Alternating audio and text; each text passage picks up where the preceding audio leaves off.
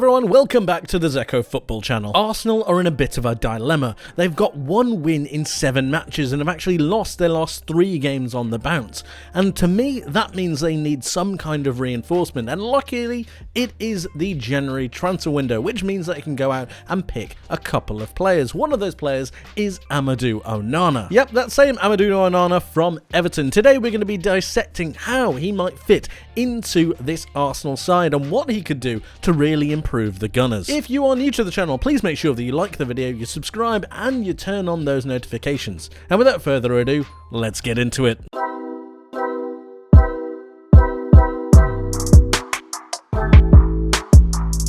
There's a lot of reason why Amadou Onana is one of the most sought after midfielders in this Premier League season. Only 22 years of age, and he's starting to grow into the role of this central defensive midfielder. He averages 2.6 tackles per 90, which is extremely good when you compare him to Declan Rice, who only has 2.1. He wins on average 2.47 aerial duels per 90, which is pretty fantastic. He wins 65% of his duels as well. So he's very combative. He's very good at making sure that he's able to get in and stop the opposing team coming forwards.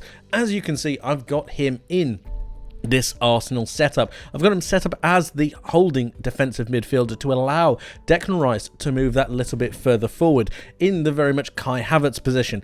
I think Rice could do with transforming his game a little bit. One of the best games that we've seen Arsenal play this season is when Thomas Partey was sitting in this central defensive midfield role, allowing Declan Rice to move that little bit further forwards. And with Rice's physicality and his ability to traverse from the back of the pitch to the front of the pitch in Arsenal's perspective, I think he could do so much more going forwards. Yes, he's not the greatest passer of the ball, but when I'm thinking of crosses come into the box, he can make those late man runs. When he's thinking about pressing high, he's very good at reading the game as well and making sure that Arsenal can win the ball as high up the pitch as physically possible. Martin Odegaard keeping that right attacking midfield slot, but Amadou Onana, I think, can facilitate all of this. When we think about his physicality and the fact that he's only 22 years old, he could grow into a new role like this. He currently has a partner at Everton, but I think he could do the role by himself, and because of the way that Arsenal set up, Rice could play a little bit asymmetrically, meaning that he's not next to Odegaard in the same plane, but just that little bit further behind, allowing him to drop in whenever he needs to sit next to Onana. That's actually another formation that could appear. Rice next to Onana with Odegaard as the central attacking midfielder, but we know that Arsenal don't play like that. And it's just the extra capability that you could get out of Declan Rice thanks to the facilitation from Amadou Onana. And when we're talking about this role, I mentioned Thomas Partey and the role that he played in allowing Rice to go a little bit further forwards. And I do think that it's something that really needs to be looked at. Since Thomas Partey came to Arsenal those many years ago, he's actually missed 62 matches with injury. Now, that is pretty horrendous if you ask me. He needs to be a lot fitter than he actually is. That's averaging 20 matches missed per season of being with the Gunners, and it just baffles the mind as to why he's become so injury prone after he hasn't missed too many games at Atletico Madrid before making the trip over to the Emirates. It's this formation that I think could really unlock the potential of Declan Rice. I think he can offer a lot more going forwards. We've seen his clutch goals from corners, using that height and physicality to get into the box, helped by the defensive pressure of Onana, allowing Odegaard to really go forwards as well. I think it seems like a very sensible thing. He could partner up with Zinchenko very well, allowing for this back three that we know Arsenal like to play. And at the same time, I think Onana's passing game could get a little bit better. It's currently one of the weakest assets of his game, but I think that if he's there as a destroyer, there to break up play, I think slowly but surely he will get there.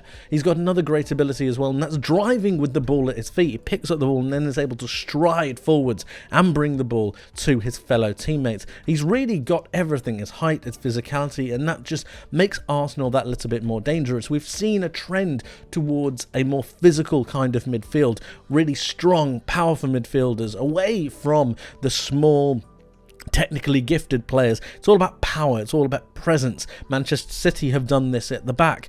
Arsenal have looked to do this with Declan Rice, and Thomas Partey I just don't think is particularly reliable anymore, and that's why I think a look at Amadou Onana is the correct decision. Now, £50 million is quite a lot of money, but is he worth it? Well, at 22 years of age, and considering the profile of player that he is, I think he very much could be a steal. When you think about players in this position, Caicedo has gone for over 100 million. You've got the likes of Enzo Fernandez, although he's not a holding central defensive midfielder, he definitely is playing in and around this area.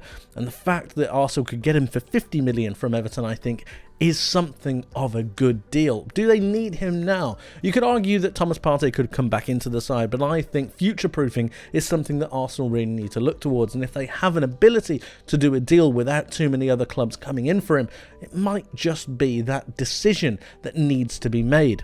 As I've said previously, Declan Rice has more to offer going forwards. He's not necessarily the central attacking midfielder like Kai Havertz or the likes of Granit Xhaka, but if we think about Granit Xhaka, he wasn't a central attacking midfielder, and I believe that Rice, with his dynamism, could make those runs very much similar to the way that Xhaka posed himself in this Arsenal setup before he left. His link-up play with Martinelli could really thrive and flourish under this new system, and of course, like I mentioned previously, they could have a different, more defensive system when coming up against opponents that offer that little bit more going forwards. It just makes sense to me. I like the look of this Arsenal setup, the power, the pace, the dynamism, the ability to have Onana here to be able to grow into this role, I think is something that Arsenal really cannot let slip. Onana looks just perfect in this position. His link up with Rice could be very good, and his physicality is something that I think Arsenal can seriously benefit from. Definitely something to keep an eye on. Amadou Onana to Arsenal. But let me know what you guys think in the comment section below. Let me know what you think about Amadou Onana and Arsenal Football Club. Is it too much money? Is it a good deal? Should Arsenal be looking to spend elsewhere? Let me know your thoughts in the comment section below. Thank you ever so much for watching. I hope you enjoyed. I hope you learned something new, and I hope to see you in the next one. But until then, take care.